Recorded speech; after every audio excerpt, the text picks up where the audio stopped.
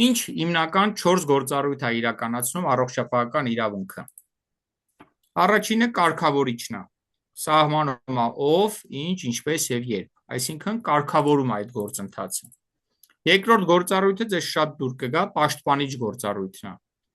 Պաշտպանում է եւ ձեր իրավունքները, եւ պացիենտների իրավունքները, եւ ձեզ պաշտպանում է ավելորդ մեղադրանքներից, եւ պացիենտներին պաշտպանում է վատ բժիշկներից, այսպես ասած, էլի, կրերեք այդ պարտայության համար, բայց վատ բժիշկներ կան։ Կանխարգելիչը որն է այդ գործառույթը։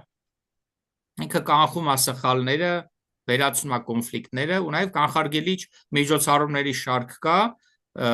դիցուք օդակաթիլային ճանապարհով տարածվող հիվանդությունների կանխարգելման միջոցառումներից, օրինակ կարա լինի սոդայով ողողումը, չէ, քիթկոկորդային համակարգի անընդհատ մաքուր պահումը, դիմակների կրումը,